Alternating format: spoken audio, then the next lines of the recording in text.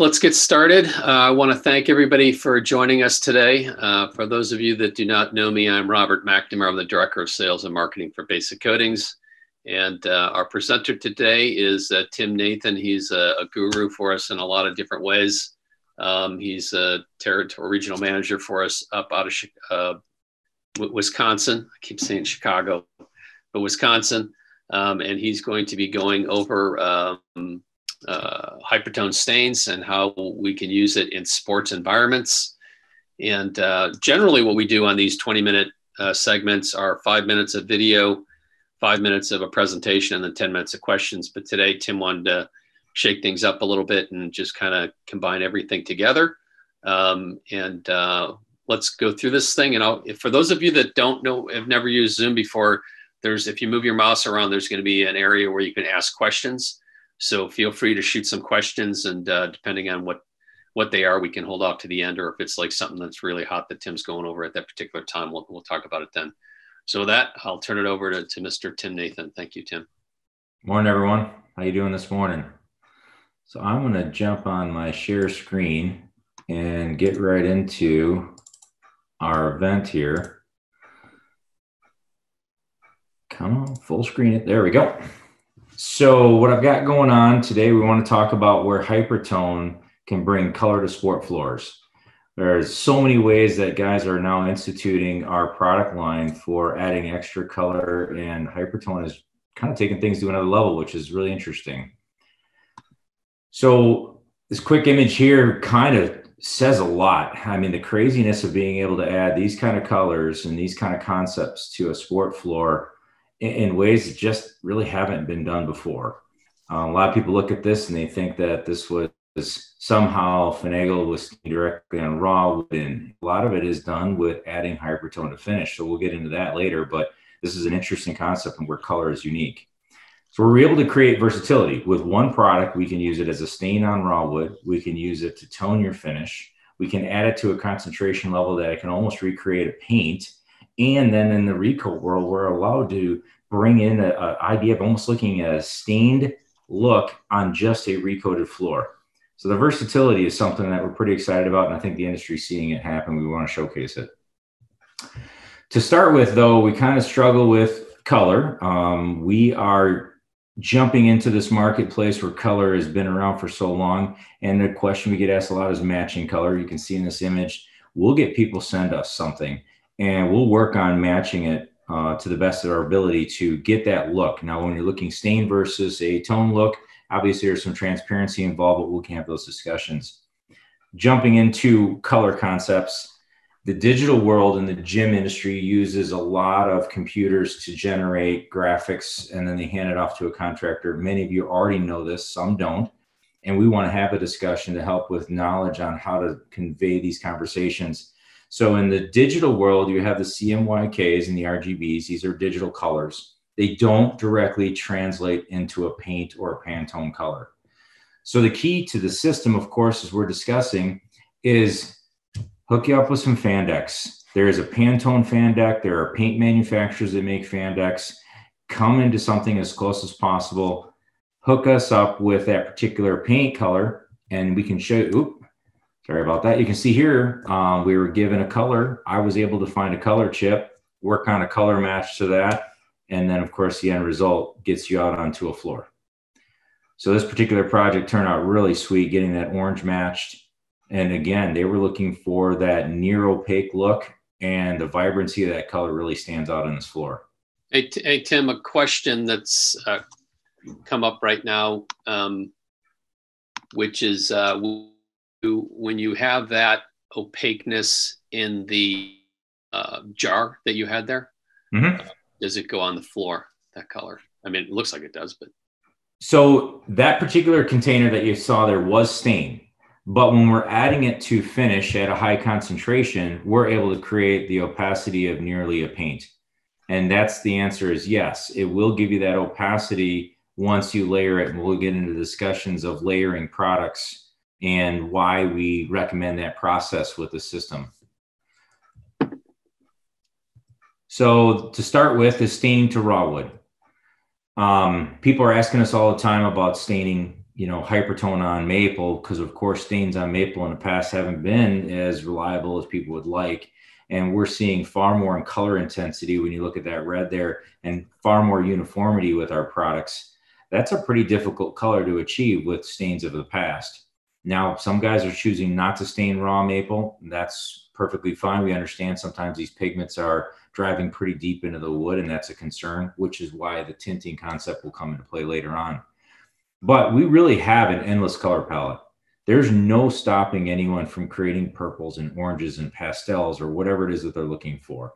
And again, by being able to have the uniform color means you get a rich, deep tone when you want it. The other thing that we really pride ourselves on with this product is the automotive pigments. Gives us a lot more fade resistance over time than a dye or a tint that has a dye in it. Application becomes kind of an interesting conversation. A lot of guys have had some challenges with the water base, but we're having a lot of success with this one, with HyperTone. You can roll it on like you see in this image. Guys can wipe it off with terry cloth rags. We're getting a lot of unique approaches. This group we worked with wanted to try something different. They were trying to use a lamb's wool hybrid system. It can work. It's one of those things where there's so many different contractors, different ways they want to do about things, but the key is we're still not getting lap lines. They're finding different ways to play with the product, and we're okay with that because it still is a workable system. This is one we did again. And of course, you have plenty of supervisors on this project. It's kind of nice to be able to have people stand around and point out what we're doing wrong. I joke when I say it, of course, but again, rolling it on, wiping it off. That's Tim's shot at me because you can see me stand at the wall working on my phone rather than on the floor. But thank you. We like to joke around. Come on now. I know. It happens once in a while. So here, another same group of guys on that very first little time lapse, we tackled buffing it in. So I think that the product has a lot more versatility. And in this particular situation, you had a guy rolling it on, a guy makes sure that he works it in uniform with a lamb's wool, another guy hitting with a buffer, and we were flying through that court with that gray. So staining directed to raw wood, we're yielding some pretty interesting concepts. You can see here, the border is our stock blue, but in the lane, they wanted to have a two-tone effect. They just took our clear base and diluted it. So now they've got a two-tone blue on this particular floor, and they're pretty happy. Here, the contrast between the black and the gray, intense color contrast. All right, we're a little slow on the PowerPoint here. Yep, so went past. We've got all these projects now out there in the field that have used color on floor, stain direct. There goes back to that one with the two-tone color concept. The one we did with the orange and gray, a great color right there. We've got a beautifully rich orange, bright, brilliant in that lane. Here, somebody wanted an aged look in the key where they wanted to kind of have that warm tone highlighting it, but now the bright contrast with a water-based sealed floor. So we'll jump into, well, I want to wrap up, I guess, with this one first. I took a little drone footage of this one. It was done in Illinois, where we've got the Cabernet and white contrast. And the W actually is all stain in raw wood, even the Cabernet colors. We do get asked a lot about bleed, and I won't deny that stain will bleed under tape, but you can control it, and they did a nice job there on that one. We'll move on to toning finishes. So this is where I think a lot of guys have done a lot, but with our particular color, they're able to do a lot more. If you remember that very first green image, and like this image here with the color contrast between a purple and a yellow, the brilliant tone contrast that you can get, and that's all on top of sealed wood. So what we're finding is HyperTone naturally blends and suspends into basing coating finishes. It's really something that we're proud of because we're doing the testing. You're not playing guinea pig in the field wondering if this product plays nice with that product because the manufacturer didn't really do a testing standard for it. We are. We're bringing some confidence to the system because we're backing it up with the fact that we've tested them together. Color is huge. We're finding that the conversation is about the vividness, the ability to go from transparent to full opaque, the fade resistance, as we talked about earlier, it's also there now with tinted finishes. And then the desire to give you guys some peace of mind that there's far less concern for chipping because you're floating finish with pigment added to it instead of a paint. Crisp lines, as you can see with this image, we've got a stained key, a nice soft color, a yellow that has a pseudo-transparent look because some game lines need to be a little bit more in the backdrop, but then the blue and the red game lines are really dominant for the need that the school wants. Simple as this, higher concentrations can get you more opacity. The lower concentrations are more transparent. What I mean by that is basically how much stain per gallon of finish that you're creating in your formula on this. We do recommend a T-bar application or a paint pad. It's a little tough with some of these scenarios with the lower concentrations and the transparency to roll it out. But we are having a lot of success doing the vinyl mask systems. Guys are layering masks. As you saw, that purple lion head was a 2-mask design and it worked out great. So in a transparent look, we're looking at trying to go after that concept where the wood grain shows, but the color is still a very prominent key factor in the design. It replicates a stained look, as you could see in a lot of these. It has huge, vibrant color. The lines are just as crisp, but you're not losing the wood grain look. So schools are looking for more of these in their design aspects, and we're really able to bring it to the table. A purple on that floor is fantastic. So here we're kind of representing a quick still shots, first mask down, laying down our base of yellow. We did 2 coats of yellow in this project. We can peel the mask. We're not getting bleed. It's a fantastic system. Laying down your second mask to cover up the yellow, as you guys have done in the past, getting our secondary color down for the depth they wanted. We wound up doing 3 coats of the purple, but all 5 steps were done in a day, about a 7-hour period of time. So the quick dry of this system can be an add. We used fans to accelerate, but it is a possibility to move fairly quickly with this system. Peeling off the secondary mask, yielding some really crisp lines and a brilliant color concept between that purple and yellow. Moving on to the painted look. So like everybody knows, the industry is used to paints, game lines, things that have to be really dominant. We aren't probably going to have this 100% masking scenario, but the painted look with what we're achieving is really drawing a lot of conversation because it's rich. It has more purity of color, it seems, than people have been experiencing with paints. At least those are the comments we're getting. So the advantages is obviously our color seems to be more vibrant, the versatility of our system, the chipping resistance, the confidence in adhesion that you know that finish on top of finish bonds significantly well. It's been tried, true, proven, and tested that finish on top of finish grabs better in most cases than paint in the system. The compatibility system is obviously part of that, knowing that you're taking a sealer made by the same company, a finish made by the same company, just adding some color to it, and then another finish on top of that. It's a great concept. Abrasion is an interesting conversation we're having. Guys who've been working with paints have been struggling with the fact that you can get pigment pull off, and they have to isolate anytime they abrade a deep tone like a red or a black if it's next to a white or a gray. But we're finding that with ours, we're not having an issue with that. And we'll show you that a little bit later on. So here, a black, we put down a mask, we put down 2 quick coats of our street shoe with black added to it, and we have a letter that it virtually looks like paint. I don't think anybody can argue it there. So this concept was done with a tricolor concept. They were kind of holding a little short of full opacity. They wanted that because they liked the lifeness of some of that wood tone just sneaking up through the colors. And the school district really enjoyed that the color was rich and that the life of the floor was kind of showing through yet. Again, you can see that through the red. We backed off the concentration, but the white and the gray, they wanted to be a little bit more dominant. They wanted to heighten more of the wood tones. So it was a great 2-tone effect there. Again, here, the letters, they wanted them deeper. So they went ahead and added a little bit more pigment to make sure that they had a little bit more depth so that the letters stood out more.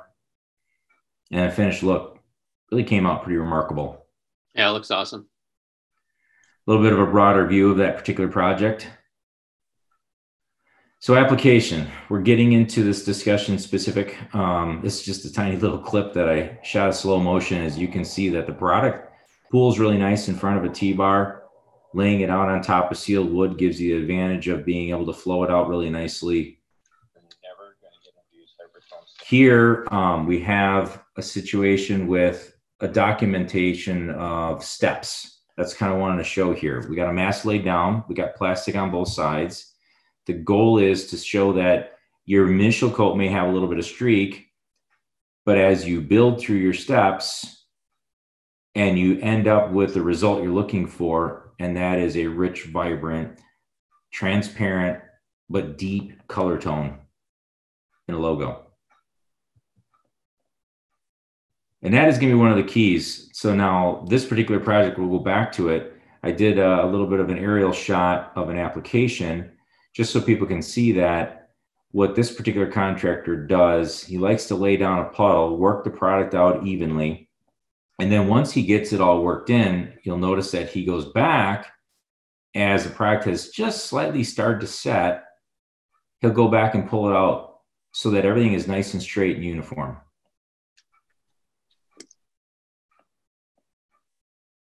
And he can run full runs from mask off to another end, pulling it off the mask.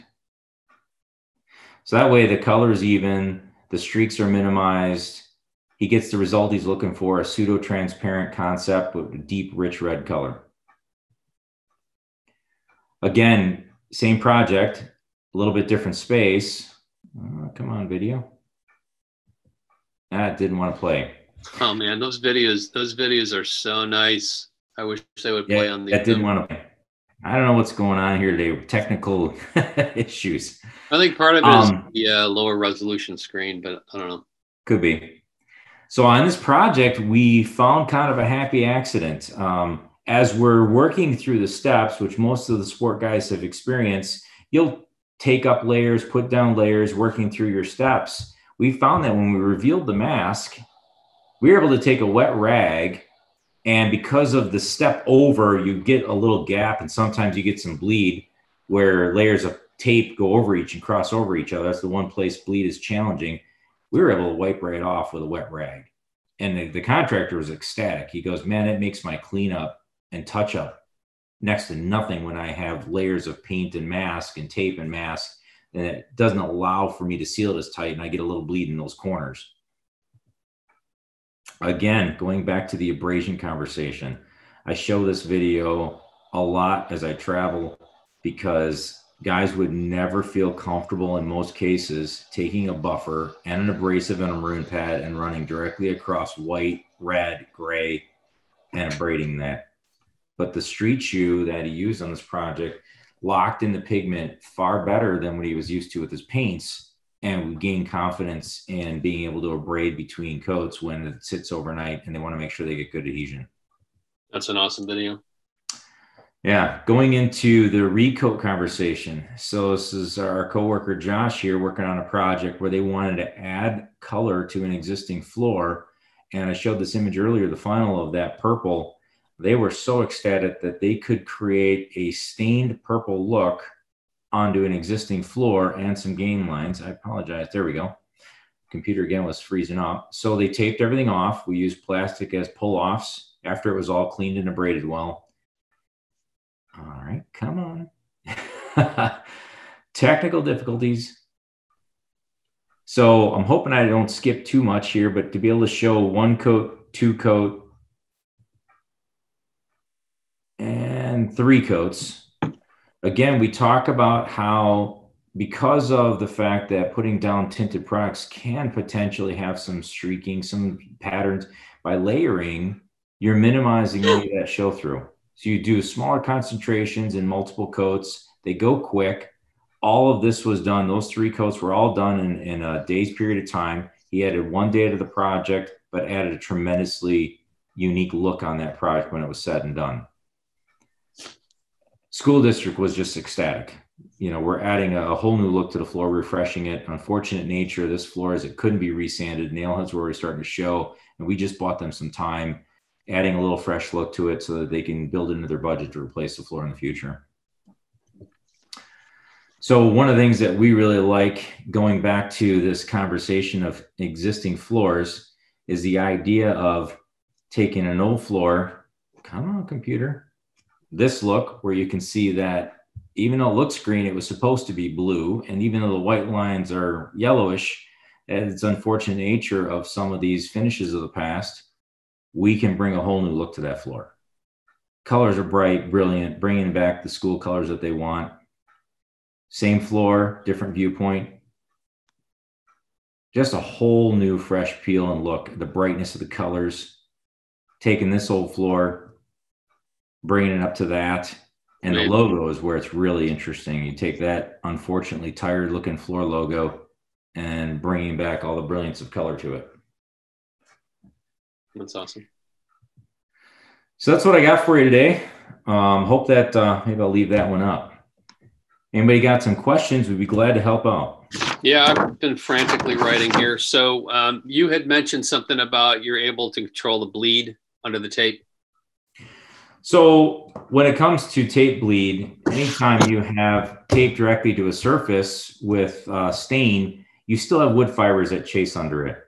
So one of the things that we've done, and we've taught with guys who are staining and trying to prevent bleed, is apply the stain much, much drier along that tape line. So we like to recommend rolling the stain on, dry roll along that tape instead of flooding stain along that tape line. It prevents a lot of potential for that stain to wick underneath the tape.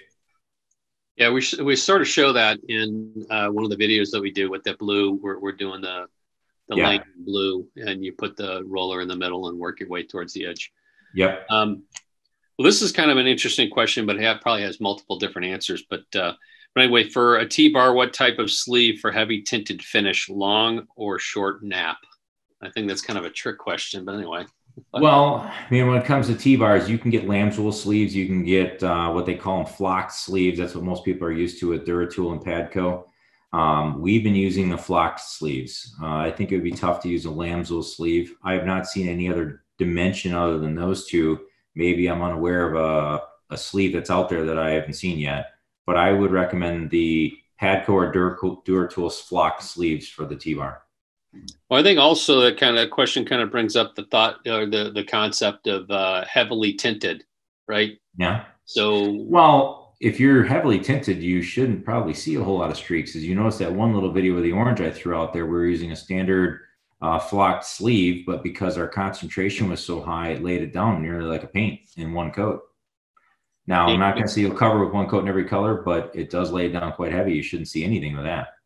Yeah, I think in my head works differently than yours, but in my head, I'm thinking more like when you're talking heavily tinted, I'm thinking more like where you're using the tinted finish more like a game line paint.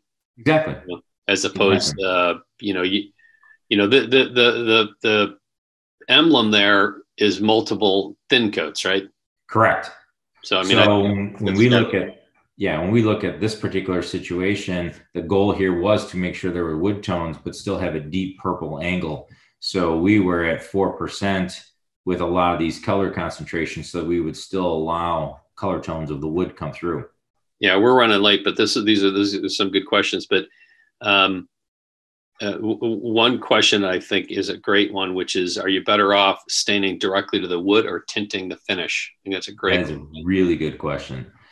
So I guess the quick answer to that is long-term. It always kind of results to long-term. When we talk about guys who are doing a lot of portable floors, they would prefer not to stain directly to maple because these pigments are really intense. They will penetrate into the wood, and sanding them back out offers a lot of challenge.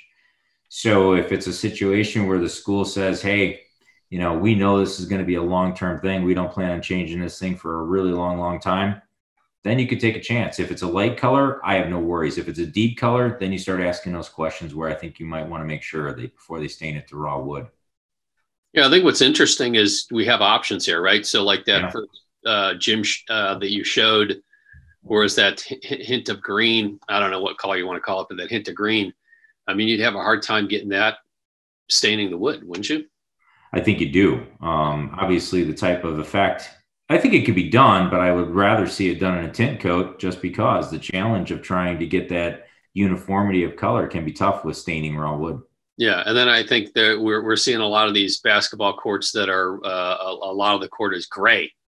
You know, so like that one video where you showed you were using a buffer to put in the stain of the wood flooring. To me, like, again, I don't do it, right? But to me, I'm looking at that and I'm sitting there thinking to myself, I think it would be a heck of a lot easier just to seal the floor with a clear and then come back with some tinted finish. In some cases it is. In some cases it is. I will tell you though that color effects on wood have a unique look when it's on raw wood versus tinted. Mm-hmm. And you can't replicate stain on wood with every color when you tint. There are some scenarios where there's limitations. So it depends on the color concentration they're looking for, or the depth of tone they're looking for. Here's a good question, which has not come up yet. The only time this question came up is when we were field testing this stuff. Is the tint UV? The question is the tint UV safe? But I think the question is more like, is it going to fade? I think that's the question. Yeah. Well, there's no way you can stop wood from changing color. It's natural. It's an element of the wood itself. I would say that the automotive world has created pigments that are as resistant to UV and fade as possible, but we can't dictate everything that happens in an environment in a building. But we can say that it's as UV resistant as you'll ever find in any pigment in the marketplace. Yeah, I know it's vague, but the wood itself is showing through. That means the wood can change over time. Yeah, I think a lot of guys are thinking more about dyes, right? So dyes will fade. So 100%. Even in our workshop there in Bowling Green, we had dyed finish, and it's not even exposed to light, and it went from a black to a gray to a, I don't know what, in about 3 years. It wasn't our dye or anything like that, but dyes fade, and this really is not going to fade like a dye would. Right. No, of course not. And the other thing that we got to put out there is Street Shoe has UV inhibitors built into it. So our goal is to constantly try and keep the color as steadfast as possible for the contractor. All right. One last question. What's the best finish to use when we're tinting? That is a good one. So we have tested it with almost every single product in our lineup. There's a few things we didn't see a value in testing it with. It's been tested in the sport world with Player's Choice 1, Street Shoe, Gym Shoe. We really believe the top coat is better for tinting than the sealers, though I'm not saying it can't work in a sealer. We'd rather you use a top coat because of flow and leveling. I like Street Shoe personally. I like that it has a quick hardening so that you can keep moving with taping and masking in steps. I like that Street Shoe has proven itself with good adhesion and cure time so that it's a system that's reliable. Yeah, it might be a little more costly for the system, but to me as a sport contractor, it's a one and done is your better choice than to have to come back and fix. So I'd rather just choose our Street Shoe as my personal choice. Awesome. Okay, with that, we're way past our time window. We're 50% past our time window. So a little advertising for us. We are doing a floor of the month, floor of the year contest.